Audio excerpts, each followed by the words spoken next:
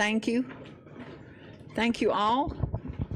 First, I would like to welcome everyone to our November board meeting. I would like to thank all of our guests and family members that are here tonight.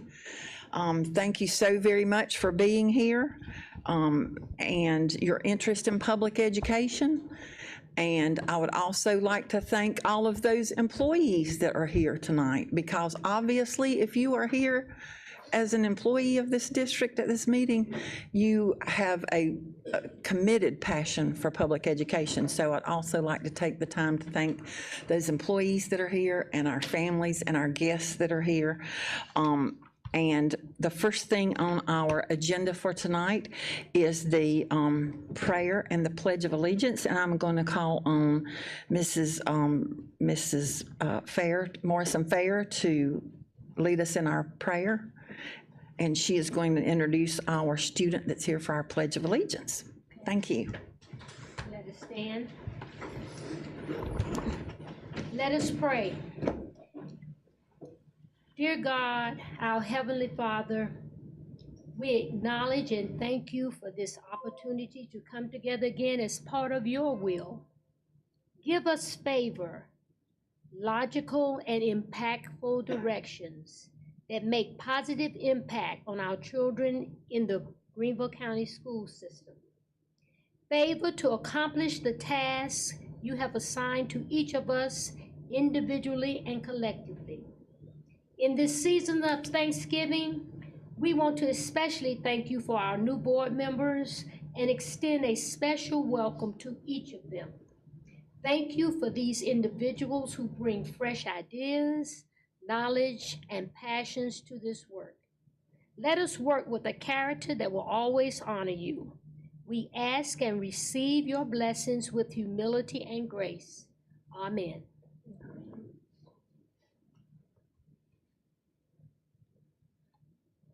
Ladies and gentlemen, I would like to introduce to you Mr.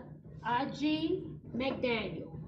He will lead us tonight in our Pledge of Allegiance. Let me tell you a little something about him before he starts. Aji is a 5th grader at Sterling School, and I'll have to say one of my favorites. He is a great student, scoring exceeds expectations in both ELA and math on last spring's SC Ready test. Aji is a natural leader.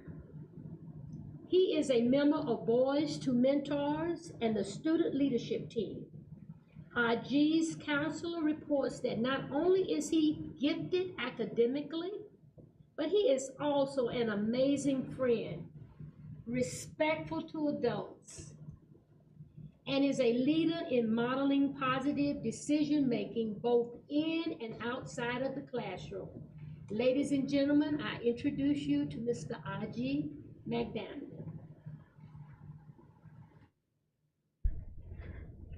I pledge allegiance to the flag of the United States of America and to the republic for which it stands, one nation, under God, indivisible, with liberty and justice for all.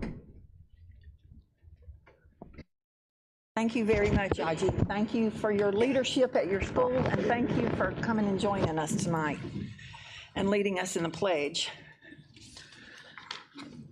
All right, the next thing that we have on our agenda is a very solemn occasion, and with us tonight to swear in our new board members, we have Judge G.D. Morgan Jr., and I would like to tell you a little bit about Judge Morgan, because he was so gracious to come tonight to be with us and be a part of this ceremony. Judge Morgan was born in Greenville, South Carolina, and attended public schools in Greenville. Yes, yes. After high school, he went to the Citadel and graduated with a bachelor's degree in political science. Following graduation from the Citadel, he attended and graduated from the University of South Carolina School of Law.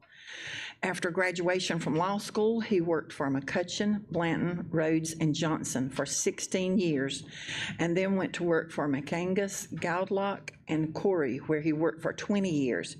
He was a member of the American Board of Trial Advocates, Greenville County Bar Association, the South Carolina Bar Association, and the South Carolina Defense Trial Attorneys Association, and the Federation of Defense and Corporate Counsel. He was admitted to practice in all South Carolina state courts, the United States District Court for the District of South Carolina, and the Fourth Circuit Court of Appeals. Judge Morgan was elected to the Circuit Court, the 13th Judicial Circuit Seat 3 in February of 2021. So again, I would like to thank you for being here to be a part of this. I'm going to ask that you come to the front here as we swear in each one of our members. And what I would love for you to do as the new board members, if you would just introduce when you have those that come up with you. I would love for you to take a moment to introduce the people that are here with you, and then we'll do the oath of office, and you can take your seat at the dais. All right, I believe the first person, Amanda Brett.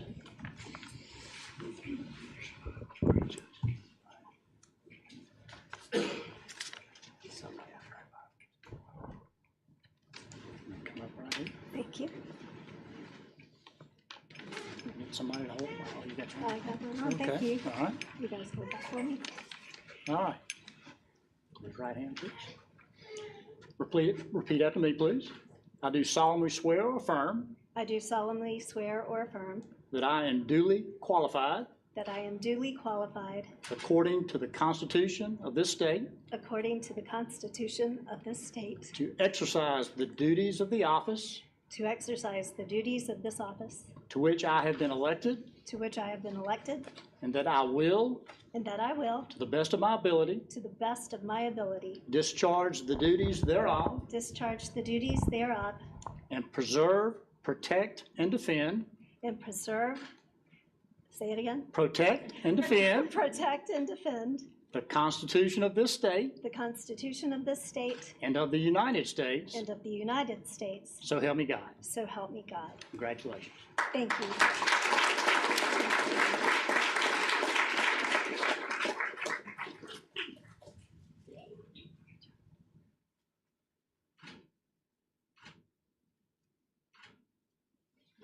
And this is Xander and Wells Brett. Xander is a freshman at the Citadel, and Wells is a junior at Greenville High School.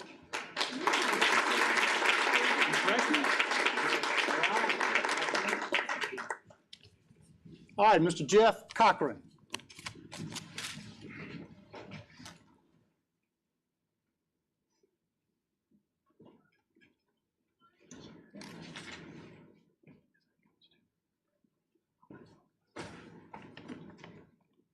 All right, place your hand on the Bible and repeat after me. I do solemnly swear or affirm I do solemnly swear or affirm that I am duly qualified, that I am duly qualified, according to the Constitution of this state, according to the Constitution of this state, to exercise the duties of the office to exercise the duties of the office to which I have been elected, to which I have been elected, and I will, and I will, to the best of my ability, to the best of my ability, discharge the duties thereof, discharge the duties thereof, and preserve, protect, and defend preserve, protect, and defend the Constitution of this state the Constitution of this state and of the United States. and of the United States. So help me God. So help me God. Congratulations.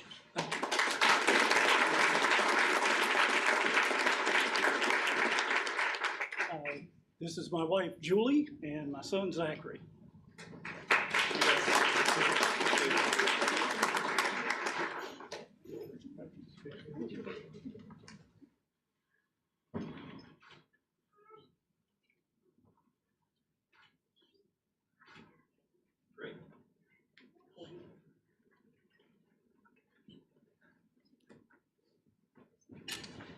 All right, Linda Leventis Wells.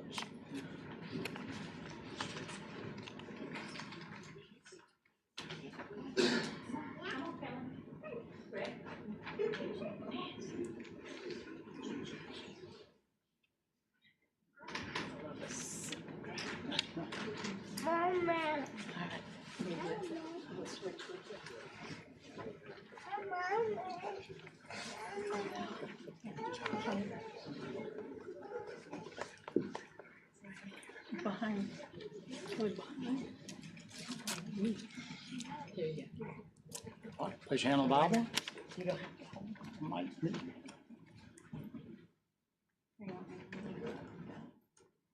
You're in double duty there now. Okay. All right, repeat after me, please. Yes, sir. I do solemnly swear or affirm I do solemnly swear and affirm that I am duly qualified, that I am duly qualified, according to the Constitution of this state, according to the Constitution of the state, to exercise the duties of the office to exercise the duties of the office to which I have been elected, to which I have been elected, and that I will, and that I will, to the best of my ability, to the best of my ability, discharge the duties thereof, discharge the duties thereof, and preserve, protect, and defend preserve, protect, and defend the Constitution of this state the Constitution of this state and of the United States. and of the United States. So help me God. So help me God. Congratulations. Thank you. So my husband of 42 years, my granddaughter 3, my granddaughter that's 19 months, my grandson that's 4.5 months, my daughter, my son-in-law Will, Kelly, who has helped me through many campaigns, Melanie Parker, who is my campaign manager. I wouldn't be here today, 17 years old. Smartest guy I've ever met, other than my husband. And had to throw that in. And then Greg Williams. I love this group, and there's so many others that are out there, and I'm gonna tell you, you're gonna see him one day in an office. He is on his way up. I love my daughter. My son could not be here. He's in orthodontics residency, and my daughter-in-law is at the hospital, and they couldn't be here. And then Will Curley, my son-in-law, both graduates of J.L. Mann. Thank you. All right, everybody get closer. Oh, you're gonna have to get behind. Here. I want to hold her. I got it. You gonna hold Yaya? All right. All right, now look at the camera, and you smile, and you say cheese. Everybody ready? Cheese. Wait a minute. Say cheese. Put your hand down. Good. All right. Thank you. Thank y'all for being here. Thank you. Sure do. Okay, come on.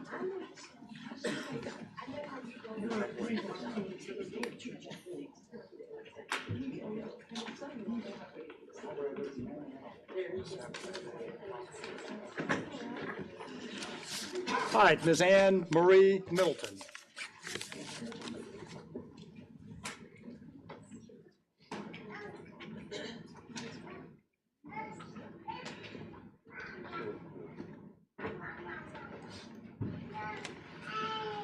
Place your hand on the Bible and repeat after me.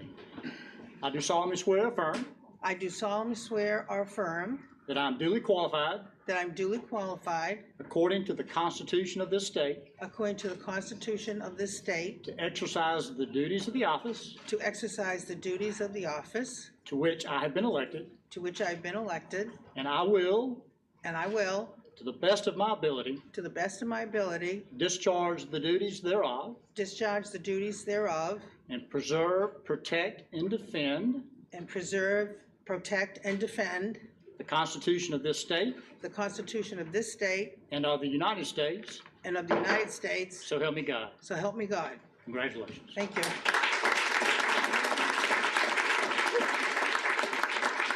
It's my husband Chuck, and this is my daughter, Dr. Catherine Middleton, who went to J.L. Mann and Clemson and University of Georgia to be a veterinarian. And we're missing her sister. And she is a twin.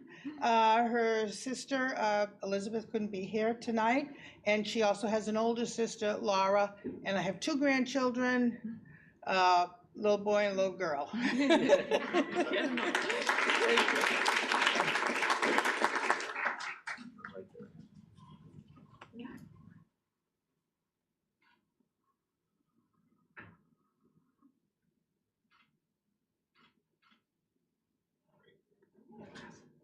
They're on here.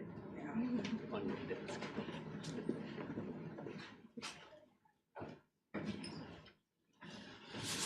Ann Presley.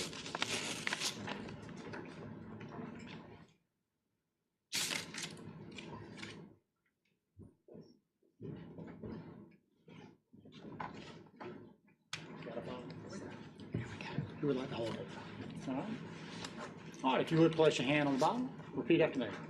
I do solemnly swear or affirm I do solemnly swear or affirm that I am duly qualified, that I am duly qualified, according to the Constitution of this state, according to the Constitution of this state, to exercise the duties of the office to exercise the duties of the office to which I have been elected, to which I have been elected, and that I will, and that I will, to the best of my ability, to the best of my ability, discharge the duties thereof, discharge the duties thereof, and preserve, protect, and defend and preserve, protect, and defend the Constitution of this state the Constitution of this state and of the United States. and of the United States. So help me God. So help me God. Congratulations.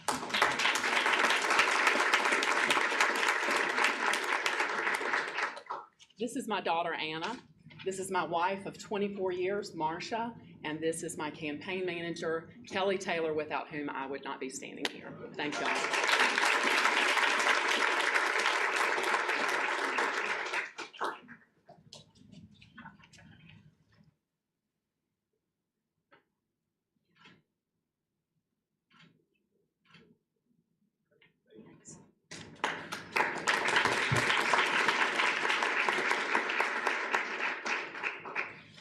Charles Sailors. Yes, sir.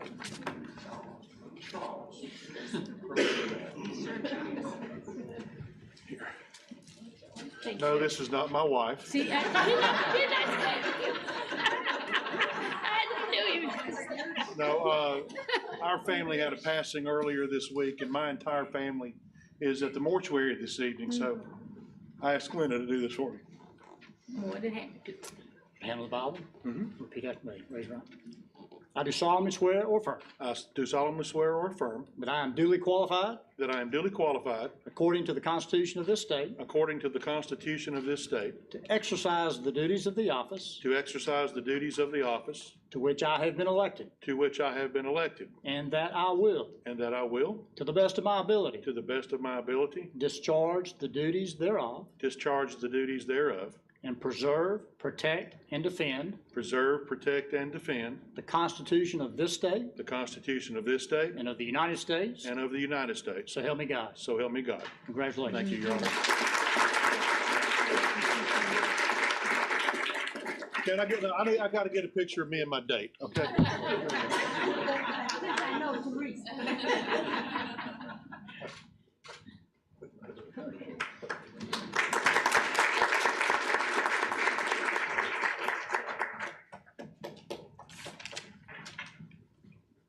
Thank you again, Judge Moore. Thank you very much.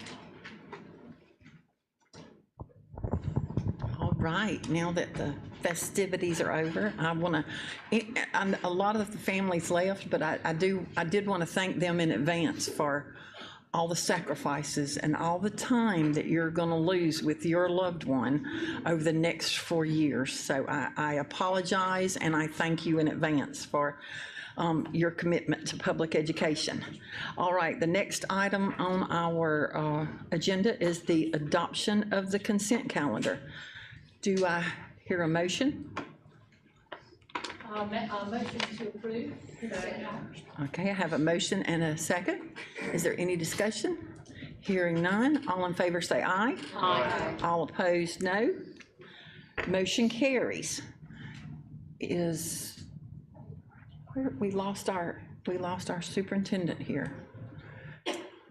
I don't know if there was, he walked out into the audience. I wanted to make sure there was anyone to introduce during the, in the consent calendar, any of the personnel recommendations. Okay, we'll go over that when he gets back in here. The next item on our list is the appearance of visitors. And I am going to ask our vice chair to read the policy that governs the appearance of visitors, please, for any of you that are new and are going to be speaking with us tonight. Thank you. As each speaker's name is called, he or she should proceed to the podium at the end of the board's dais where there is a microphone and light system. Each speaker has up to 3 minutes to speak to the board. The light system will be green for the first 2 minutes and will turn yellow when 1 minute remains on the speaker's allocated time. In keeping with Board Policy KCA, abusive language or personal attacks aimed at students or staff members will not be permitted. All speakers are expected to behave in an orderly and respectful manner. The board will not engage in discussion with the speaker or respond to comments. The superintendent will designate a member of the staff to respond to each speaker in an appropriate and timely manner. Thank you. Thank you, Dr. Stiles. The first person on our list that signed up tonight is Jill Patterson. If you could come up to the dais, please. Thank you for joining us tonight.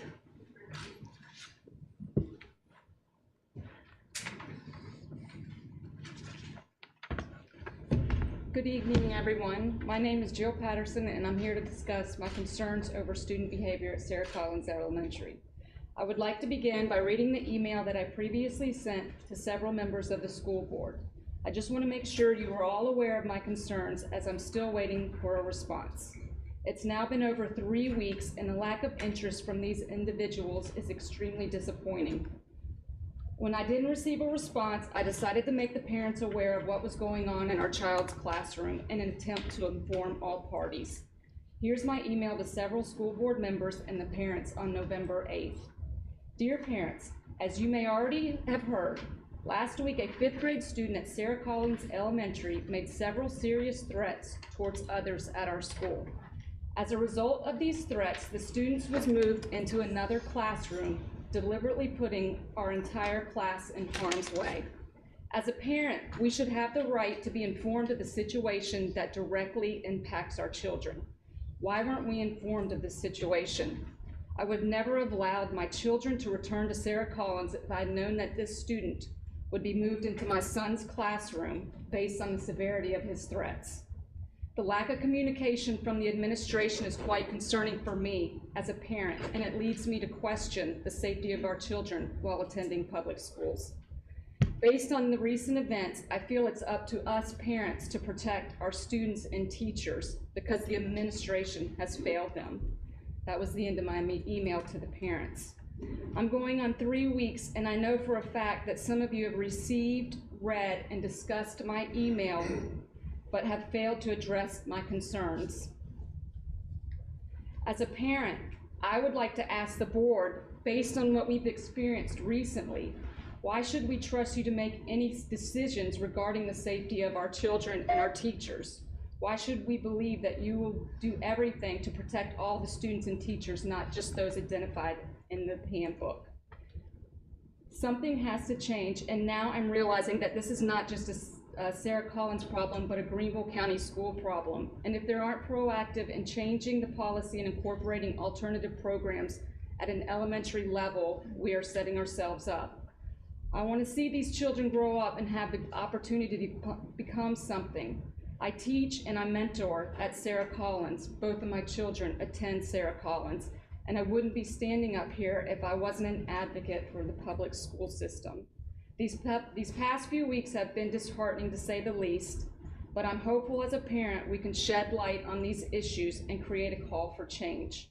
I will continue to attend the monthly board meetings until I'm convinced that the students and staff are being heard, supported, and protected. Thank you for your time. Thank you, Ms. Patterson. Our next speaker is Caitlin Scott.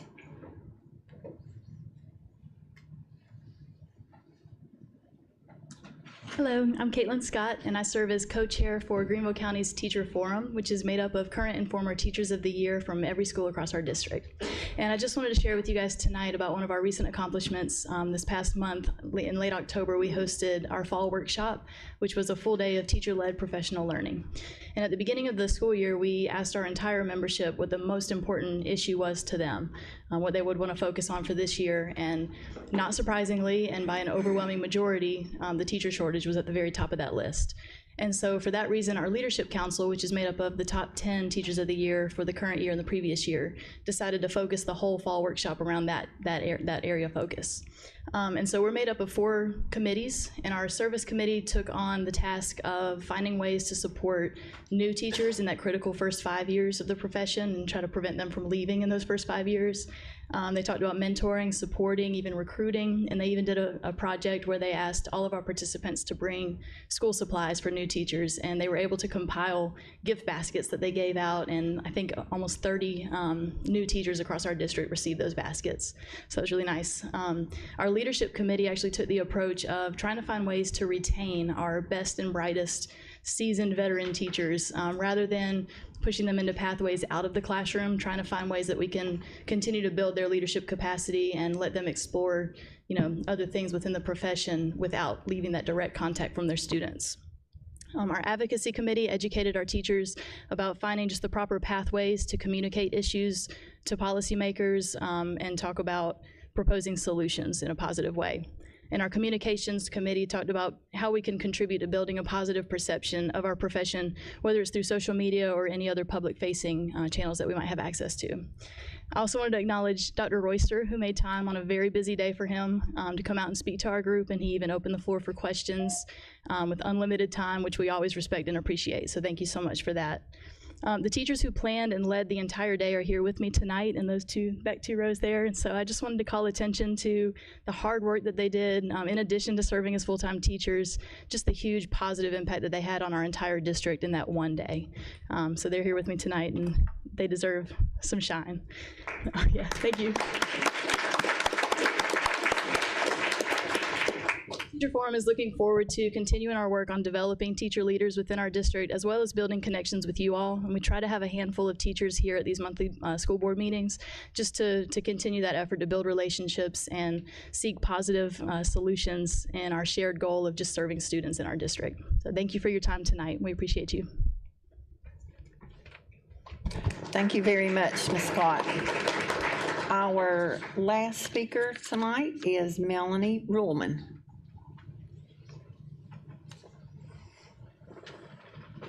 Good evening.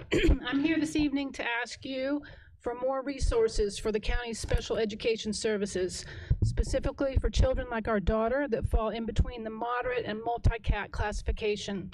Olivia is 15 years old and is in a self-contained moderate class at Berea Middle.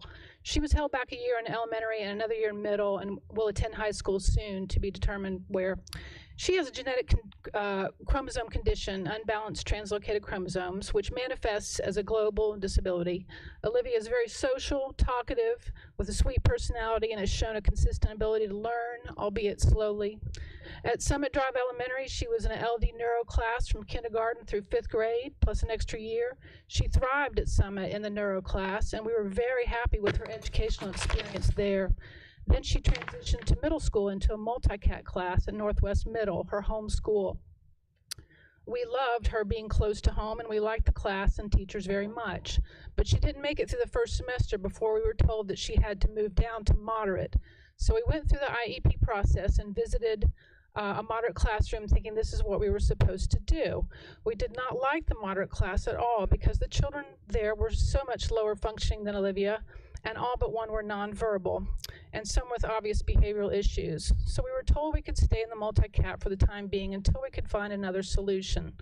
Then COVID hit, and we were into virtual learning. While it was an extremely difficult time for both me and my husband, who work demanding full-time plus jobs and have no other assistance, it was also a time of discovery for us as we learned more about Olivia's academic capabilities as well as her challenges. When she returned to school after COVID, she returned to her multi-cat class, but not for long before we were once again told she had to move down to moderate. She started at Berea Middle in the moderate class in January of this year. She has since regressed both academically and behaviorally. Much of her academic learning has gone away, and many of the children in the class are nonverbal, and some have significant behaviors that Olivia is starting to mimic. While she loves school, the experience in a moderate classroom has been very stressful overall on her and her family. There's even been, let's skip that part.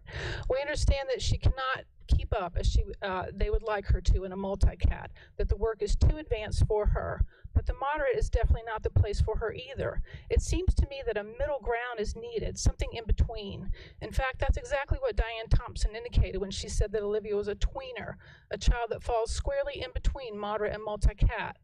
That they have a name for it tells me that we are not the only family in this situation. On our current educational track, Olivia will not reach her full potential because the Greenville County school system is failing her, and likely many others. As you enter into your budget season, I ask you to please consider giving families like ours another choice, something in between. And I also ask you to allocate more funding overall to special education services to help reduce class sizes and to attract and retain quality special Ms. Ruhlman. educators and aides. Thank you for the opportunity to share these Thank you. concerns. I'd be glad to email these to each and every one of you. Thank you very much. All right, before we go into the next item, since we still have teacher forum people in the audience, I'm going to call on our former chairman, Miss Linda Levinas Wales, and ask her to do some introductions of who she met in the audience as we came in tonight. We want to recognize, because some of you might be slipping out. Our audience is full of people, and mostly families that their loved ones have been sworn in tonight that will represent many of the areas that our teachers are serving. Can I have all the teachers stand up who are here tonight?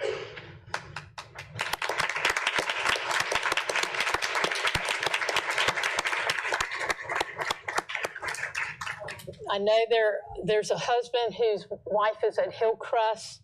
Where did he go? Did they leave? Or are they still? There he is. We just wanted to give him a heads up because you know what? He's sitting through this duration and he deserves some kudos. If I left anyone out, please accept my apologies. Are there any Furman students here tonight? Okay, well, y'all stand up. There you go. And you know what?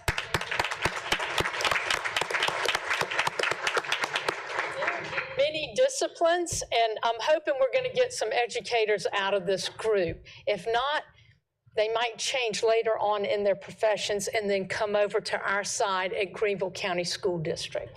We thank you all for being here. Thank you so much, and I'll turn this back over to Mrs. Chairman Bush. Thank you. Thank you very much. And I am going to turn it over to, let me make sure, did we have any other colleges represented in the audience? Sometimes we have a couple. Just make sure that we didn't overlook anyone. I'm going to turn this over to the superintendent for the superintendent's report portion of our agenda tonight. Thank you, Ms. Bush. One thing, because I know you wouldn't say this, but normally the chair would have thanked Expressions and Debbie Bush for these nice poinsettias that decorate the dais. I've been in the district 17 years, and I believe without exception, there's been something on this dais. Every meeting. Every board meeting. I know for that 17 years, and well beyond that, I'm sure. Thank you, sir. So we very much appreciate your thoughtfulness and your generosity in always making these things available and adding a little festive cheer to Thank you very much, and dais. because that is my business is the business of flowers, and some people have asked me over the years why I do this and that I have done this the entire over 2 decades is because I believe that it's kind of like putting on your Sunday clothes. When you're places where flowers are, it's kind of like putting on your Sunday clothes, and it rises the level of behavior and how you're perceived and how you should act. So when you're in church and you're dressed up, you behave better. When you're at a formal function and you're dressed up, you behave better. When you're at most of those events, flowers are present. So when flowers are present, you behave better. So it's my way of making the world a little bit better, one petal at a time. So thank you. Thank you. And I will, as long as I'm here, you will continue to have good behavior in front of you as an example. So thank you very much. Thank you, Ms. Bush. Dr. Royster. It's my privilege tonight to really yield the time for the superintendent's report. We want to recognize education and educators throughout the course of any given year, but November is a month with particular meaning. National Education Week occurs in November, so has been tradition in our district preceding my becoming superintendent, but certainly have carried that tradition forward. I'd like to ask the Teacher of the Year of the district to deliver in lieu of the superintendent's report. Wendy Franz is our current Teacher of the Year. She has a BA degree in elementary ed from Bob Jones and a Master of Arts in Education from Furman University. She's been employed in Greenville County Schools since 2001 and currently teaches 5th grade at Brushy Creek Elementary School. She's been Beta Club sponsor, social studies and science vertical team leader, a faculty council grade level chair. She's an active member of the PTA, member of the Greenville County Council of Teachers of Mathematics. She's received the WSSL Whistle 100 Teachers Who Make a Difference Award, Appleseed's Dentistry Golden Apple Award, and Beta Club Sponsor Growth Award. She was honored as the Brushy Creek Elementary Teacher of the Year and is currently serving as the Greenville County Schools Teacher of the Year. We have been most privileged for a number of years to be well represented by outstanding teachers as our Teacher of the Year. And this year is certainly no exception to that. Every time I've heard her speak to a group, including, I guess, the presentation that helped get you the Teacher of the Year award, she's most compelling and inspiring and motivating, causing everybody to rise up. I believe, to rise up. I am not going to talk about that tonight, though. I have another great speech to give tonight. So thank you, Dr. Royster and school board members, and congratulations to you new school board members. That's quite an accomplishment. Tonight, I want to just take a few minutes and talk about my why. So that's what I'm going to talk about tonight, my why. So not rising every morning, but the why of why I love teaching and why I keep teaching, because that's the issue that's in our world right now. My why is the kids in my classroom. It's the relationships I build with my kids in my classroom. It's the environment that I build in my classroom to where it is a safe environment for them, that they can stand up and they can talk and they can have a voice and they can make mistakes. That is the environment and the relationship I like to build in my classroom. My why is the girls in my classroom. Teaching the girls in my classroom to have a voice for themselves, to advocate for themselves, to know that they can be anything that they want to be, to also know that they're good at math, even though I feel like they're told all the time that they're not good at math. I don't know why. My why are teaching the boys in my classroom to advocate for themselves, but also to be humble. Sometimes the boys in my class need to learn some humbleness, and they also need to learn to be a gentleman. And I try to teach that in my classroom above the standards that I'm teaching. But unfortunately, it's hard to accomplish your why when there's so many things that you're being burdened with, and that keeps on being added onto you as a classroom teacher. So I wanted to talk about some teachers who unfortunately are losing their why or finding it hard to accomplish their why. There's some teachers, there's actually 2 teachers I know personally right now who have come to me and told me they've written their resignation letters already to hand in May, which is really sad to me. They've shared that with me personally. I'm working with those teachers to hopefully so they can see their why again and not turn those resignation letters in. One has been teaching 10 years and one has been teaching 7. So they're not brand new teachers. They're not giving up as they just started out, but they're just feeling overwhelmed. They're feeling the constant pressures of test scores, benchmark scores, reading grouping, slow goals, anything else that sees students as numbers and data and letters instead of actually students. Children should never be labeled as a number or a letter. Children shouldn't. You should not think of your classroom and look at your classroom. I don't think of you as numbers and letters. But that's what's being put on teachers right now. A lot of analyzing data, a lot of this group is this number and this group is this letter. And what are you going to do to raise those letters and raise those numbers? And that's just not, to me, as Teacher of the Year, authentic teaching. I feel like authentic teaching is building relationships with those students and seeing those kids and meeting them where they are, not referring to them as letters and numbers in an alphabet. If you respect your students and the students know that you are working with them and you are working for them and advocating for them, then they're going to move mountains to reach goals for you. Children are going to reach you up here if you expect up here from them. It's crazy. Last night I checked my email, as I do every night. I probably shouldn't check my email at night, but I'm that teacher who still checks my email at night. And I opened my email and I saw an email actually from a former student of mine, Lily. And she was in my classroom last year. I don't know why she emailed me this, maybe because it's National Education Month. Maybe she was in a class where a teacher encouraged her to email a former teacher just to say thank you. But this is what Lily said to me last night in the email. She said, "What really made my fifth grade year memorable was the people and the classroom environment. Our classroom environment was really amazing. You made our classroom feel like a family. I remember that I would wake up every morning at like 6 a.m. and by 7, I would be telling my mom we had to go.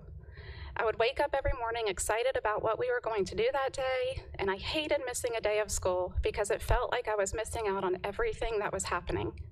I count myself very lucky and blessed to have been in your classroom and to have had you as a teacher."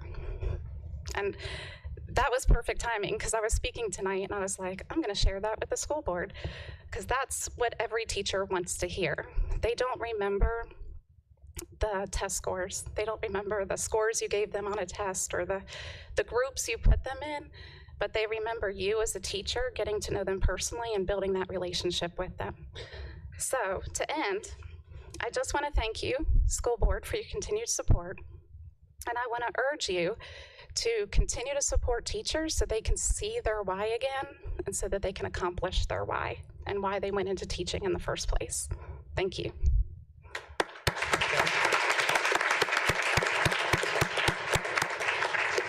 Thank you so much, Ms. Franz. We can certainly see why you are Teacher of the Year, definitely. Thank you. All right, we are going to move into our action items. And the first item that we have is the annual comprehensive financial report. Little deviation from the usual because we have 4 new board members seated.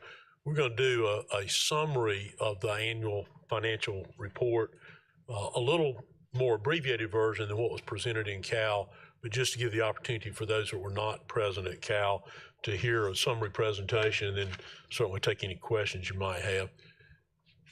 Ms. Stack, did you want to offer any introductory comments?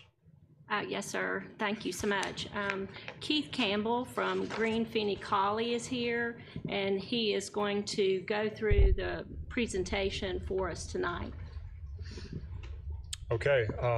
As she said, I'm Keith Campbell. I'm with Green Feeney Colley. I'm the senior manager. Ken Meadows is a partner on the job. He did this presentation a couple weeks ago at Cal. And so we're just going to kind of run through it, hit some highlights, since we have some new board members this time. Let's see. So the first slide, we like to remind everybody kind of responsibilities, you know, what the school district responsibility is and what our responsibility is for the audit and the preparation of the financial statements. The school district's responsibility is the financial statements themselves and the underlying accounting records that support the balances. And they also have to maintain effective internal controls over the policies and procedures of the district. The council hires us to come in and you know, give an opinion on those statements, whether or not they're, you know, materially correct. And we give reasonable assurance for that. We don't give absolute assurance. Absolute assurance would mean that we have to audit every single transaction, and that we would be here all year. And so we give reasonable assurance that the balances are materially correct. And we do that by taking samples of populations, you know, looking at all the material transactions the district has. We also, you know, use analytic procedures. If payroll is X amount, FICA should be 7.65 of that. So if that doesn't compute out, we'll have a problem. Or if retirement should be about 16.5% for payroll. So that's just some examples of some of the analytics we use. This is not a forensic audit too. We always like to remind everybody that. Everybody thinks the annual audit is, you know, here to detect fraud. If we come across fraud, we will report it to you, but our procedures aren't designed to detect fraud. So that's a financial statement audit. And then the best thing about this whole presentation is that you received an unmodified opinion. So that's the best opinion that the district can get. If you got a modified opinion, it would say everything looks good except for, and you didn't get one of those. You got the best you can get, which is an unmodified opinion. Okay, just briefly looking at the general fund, the general fund is your main operating account. Fund balance at year end decreased about $36.7 million to around $226.5 million. Kind of the buckets that are spoken for out of that money is $2.4 million for prepays and inventories, $2.8 million for special projects, and about $13.3 million for this assign for next year's budget to balance the budget. So when you take all those buckets that are spoken for, you're left with about $208 million of assigned fund balance, unassigned fund balance, which is kind of, no strings attached. You can spend at your discretion. That's about 31% of your 22 actual expenditures and about 26% of your 23 budgeted expenditures. And you see we have the GFOA, which is the Governmental Financiers Officers Association. It's kind of a best practice. They recommend about 2 months worth, and so you're well over that. And also your board policy is about 1 month or 8%, and so you're well over that. So that's good. And then we kind of list some major reasons to maintain an adequate fund balance. Your cash flow, for cash flows, your property taxes come in January, February, March, so you have to have enough in the bank to last the rest of the year. Also, for significant emergencies and unanticipated expenditures, if you have to borrow, you get better bond ratings, lower interest rates. And then also, if you have any budget shortfalls at the state, it's nice to have a fund balance to use. Looking at your general fund revenues, you have about $716 million for 22. And that's all from property, or $261 million from property taxes, and $452 is from state funds. That increased about $39 million from the prior year, and that was due to the state's allocation and property tax revenues due to some higher assessed values. Compared to budget, you were $43.8 million over budget. Property taxes came in a little bit higher due to some assessed values, and then state revenues came in a little bit higher. Looking at your expenditures, we're about $679 million for 22. That was about $58 million higher than the prior year. Mainly due to higher salaries and benefits. You had Fountain Inn High School came online last year, and just overall growth in the district. You were under budget on your expenditures, which is good, by about $42 million. And you had some savings due to some unfilled positions. And then the virtual school was budgeted in the general fund, but paid for out of your ESSER funds, which is a federal program. Transfers, you had a little bit transferred in of $32 million, and then you had a big transfer out of $106 million to the capital projects fund for some future capital improvements. Special revenue funds are just, your federal and state money. The big thing with those is that there are strings attached to them. You have to spend it on what the grant is prescribed for. And so revenues, you had revenues about $162 million versus about $135 million in the prior year, mainly due to higher ESSER funds and then your emergency connectivity funds. Let's see. And then some of your other funds, your debt service fund had about a $1.9 million fund balance. Capital projects of $228 million. And then food service had an increase of about $11 million from the prior year, due to school being back open for the full year. Let's see, I'll flip through the capital assets and pensions and OPEB stuff and your debt. Good thing is on the compliance that we had no findings, no significant deficiencies or material weaknesses. We did do a single audit this year where we look at your federal programs. This year we looked at IDA, your ESSER funds, and the Emergency Connectivity Fund. We had no findings to report in those programs. And then we also issued a management letter, which is a required letter that we have to provide the board And we have one comment, just as a reminder, about the pupil activity funds.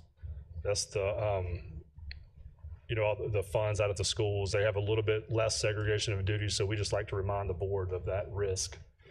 There's a little bit higher risk where there's cash involved and not as many people, to do the job. But there's also a cost benefit of that. You don't want to hire 3 bookkeepers at the schools. You don't want to spend $10 to save $1. And then, just in conclusion, you got an unmodified opinion. It's the best you can get. Very good financial condition at year end. Staff was great to work with. The audit went well. And, you see there you'll have higher retirement health insurance rates will continue to go up. So I'm sure y'all have taken that into account in the budget. But, and so that's kind of the abbreviated version. Any questions? Thank you very much for that report. Do we have any questions? I would like to hear you repeat that unmodified opinion on the financial statements. That went really fast. But so what is that ranked as did I hear you say the best we can get? It sounds funny, but it's the best. Yeah. I liked hearing that part. I wanted to make sure that I heard it correct the first time. So that's right. Thank you so very much. Thank you. All right, if there are no questions, this came from the committee of the whole. Do I have a maker of a motion? Madam Chair. No, it came from the committee of the whole. We do not need a second. Came from the committee of the whole to accept the fiscal year 2022 annual comprehensive financial report for the year ended June the 30th as presented. If there's no further discussion, all those in favor say aye. Aye. All those opposed, no. Motion carries. All right, that was our only action item for tonight. I hope it was painless for our new board members. And we will move to the committee liaison reports. I don't think we have any. Madam Chair? Yes. I would like to commend the district on the Hall of Fame that was in November.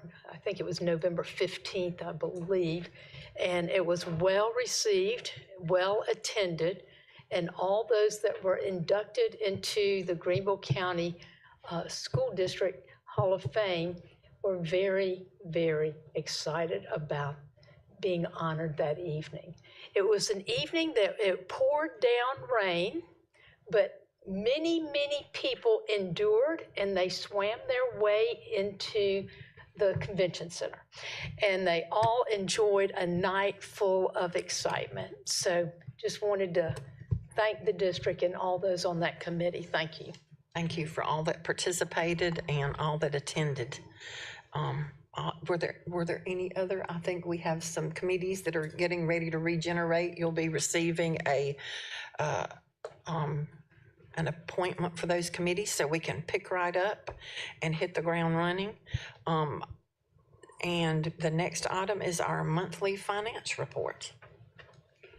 Thank you, Ms. Bush. I believe you'll find in your packet of materials the monthly financial report, which is actually the first official financial report for this fiscal year.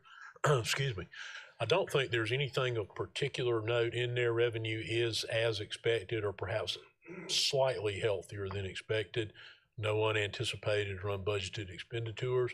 Ms. Stack, is there anything else of particular notice that you need to draw attention to? Thank you, Dr. Royster. No, we've started out the year as normal as we have in the past, and I'm here to answer any questions if you should have any. I would draw your attention to one item. We try to bring your attention to this each time, or certainly at least at critical times during the year, that you'll see we've included, as we normally have in the past, a graph indicating the general fund balance. And you'll note that that graph follows the same pattern as previous years, which is, in general terms, a signal of a healthy revenue and expense process, and that we are in excellent financial condition. Now, the numbers are going to be higher one year from the next, but it's the pattern that we want to make sure that we always look at and that we draw your attention to. Is really that's really the pulse of the financial stability and security of the district. Thank you, Dr. Royster. Ms. Doolin, did you have a question? Yes, I have a question about that graph, actually. I assume that's the one you're talking about. What happened between March and April that made the balance drop so significantly?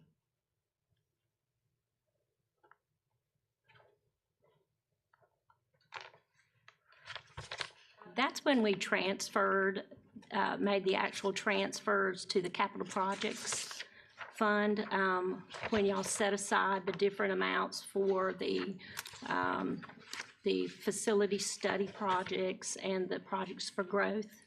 We actually made those transfers during that time period. And that's where you see the balance drop. What is roughly 150 million was transferred to capital projects? You also have expenditures in there as well. Okay. That's it. Thank you. Any further questions? All right, seeing none, I will entertain a motion. I make a motion to adjourn. I have a motion to adjourn in several seconds. All those in favor say aye. Aye. All those opposed can stay here. Motion carries.